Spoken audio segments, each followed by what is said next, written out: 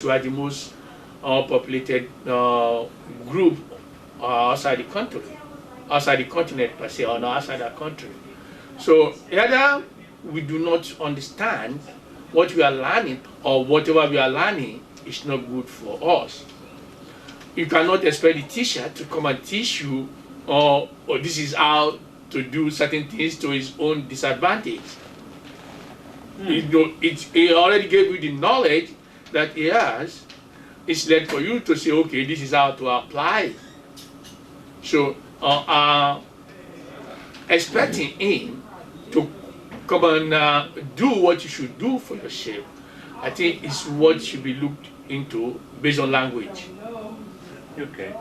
So you think that language itself is the way that people learn different ways, like coming to America, or let me back that by saying, myself as a Black American, I look back at my history and I find that the slavery, the oppression that Blacks have gone through the centuries of being here and having to learn and losing our connection with the African nations in Africa and trying to regain it to get an identity of who we are, or should I say who I am, and to listen to someone from Nigeria or from Africa that is speaking on it, it's enlightening to me, and it's educational to me in order to learn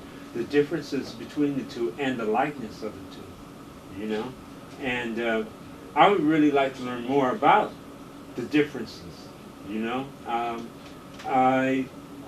really curious, as to the differences that we have and the likenesses that we have. Okay, so one thing you have to understand Black race is we have to first of all understand that politics is used to lay foundation for every new culture. By understanding that, then we can really know how to really connect ourselves. To say, okay, Mr. Commissioner here, Mr. Sister over there, this is what you can relate to Mr. Head of State over there. As to say, because we are the only race on the face of the earth that are really not connecting ourselves by ourselves. And I see it like, if we call ourselves a race, then we should be thinking as a race. And I put it in my book as a group or race. The reason why I use group is, if you look at what is happening in the Western Hemisphere, it's happening in Nigeria and a lot of African countries, where you have people that bought into other people's way of introducing knowledge to them as the only way, and are really unable to bring themselves together.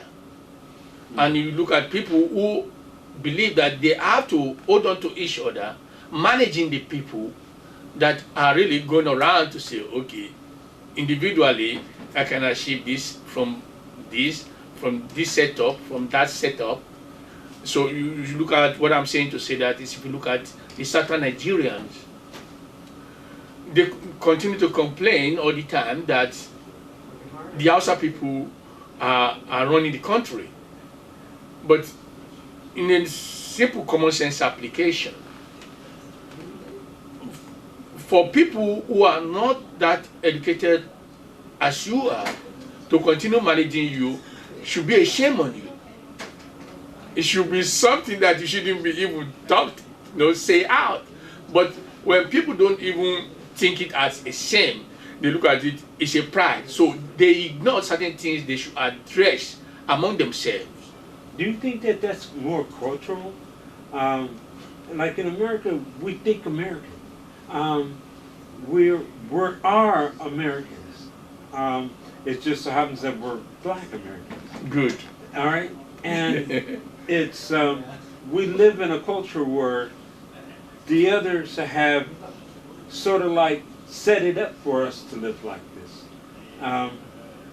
We want to be together. We want to live in harmony. We want to have the same rights as everyone else.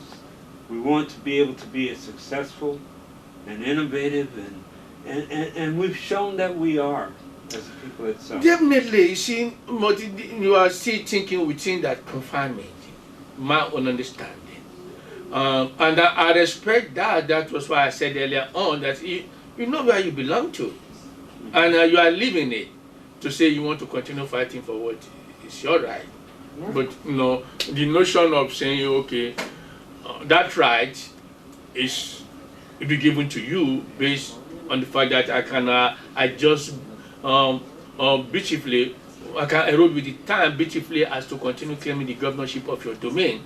It's not your thought. It's what you think you should be fighting for. Right. It's, good. It's So what we learned. good. It's the same thing that is happening in Africa through education. But if Africans can really use their languages to dissolve dialects and educate themselves within that, there's going to bring about blossom imagination from individuals rather than just, and collectively they're going to be able to relate to one another before looking outside. Okay. Now, That doesn't stop them from connecting to their counterpart, but they will create an environment in which their counterpart, regardless of what they might have been taught, regardless of what might have been introduced to them, will be able to find comfort to say, oh, I can learn their language and at the same time be one of them, as this guy said, John Eric Clark. He's a black American guy.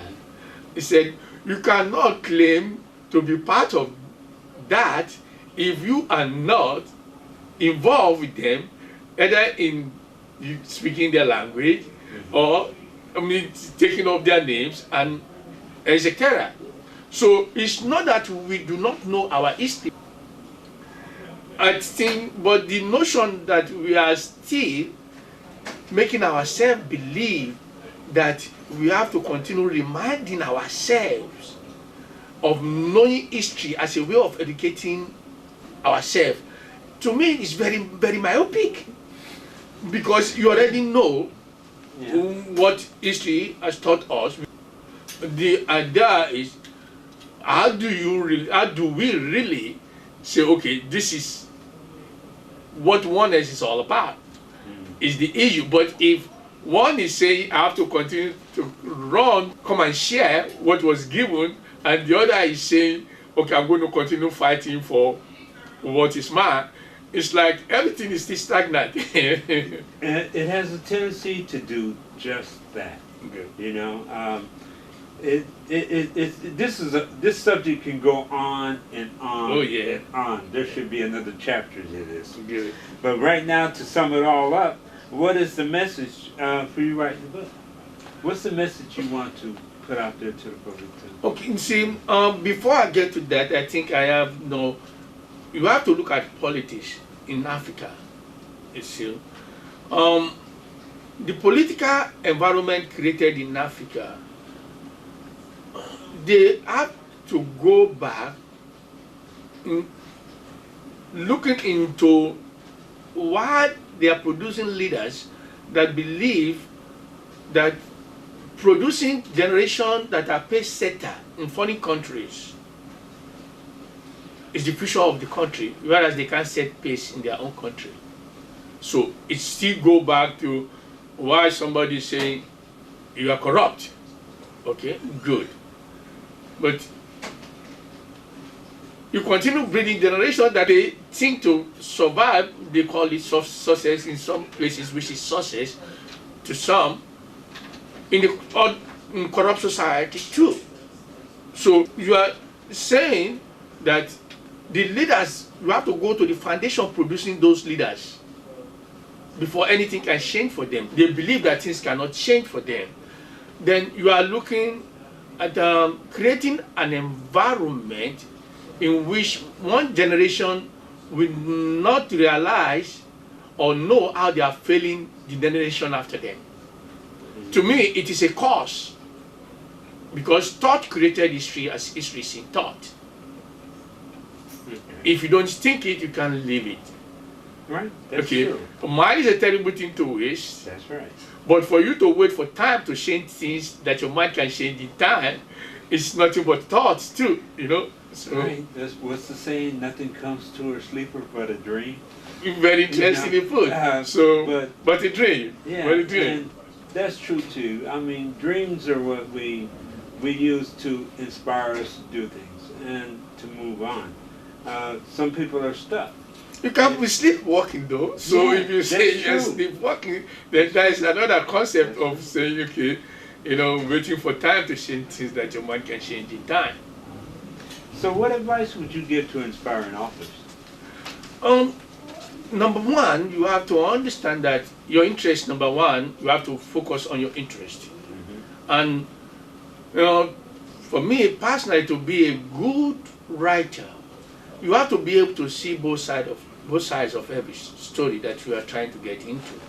As you say, okay, because I don't believe most of the time talent is natural. No. I think talent to me is ability to develop your interest to the fullest for other people's recognition. Okay. We might be doing the same thing, but the way I'm thinking what we are doing will be different from how you're thinking it. So, as a writer, I think you might need to make sure that you see both sides of every story of where your interest lies, so that you can reach both pros and cons. To me, to be a neutralist is something I think every good thinking human being can look at things in a very humane manner, in other words, sense. Yeah. You can see both sides of the story, but sometimes when you see both sides of the story, you might not like what you see in the other side. Very interesting. It's not about liking. It's not about liking. As a neutralist, like saying, okay, no, I'm weighing this, I'm weighing that. So for me to be able to bring both together, this is good there, this is good there, because to me, Trump is not doing anything wrong. Maybe to some people they might look at it like this is a black man saying it, but you see, Trump is just saying this is the way we have been living it, and this is how we tend to find comfort in it. But a way of provoking response from people who do not believe they have the ability to really create their own environment to their taste is something that most people don't think about. You know, so I think for people who have that ability to see both sides of every story, they will see where Trump is coming from. They will see where he's going. This is where these guys is who we are, and this is where how to go about it, which every group or every race is doing. Okay, so for the viewers out there that want to get this book and the things that he's talking about, you can buy it or you can view it online by downloading at Amazon EBM at jcastmark.com. Okay, and Mr. Martins, I really thank you for enlightening me, and I would like to talk to you more about it. Maybe we can have another sit down and we can do this again. Yes, and we can expand this conversation. I'll be honored. So for KBCH TV, this is Greg Harris and Mr. Martin, and we wish you the best. Thank you.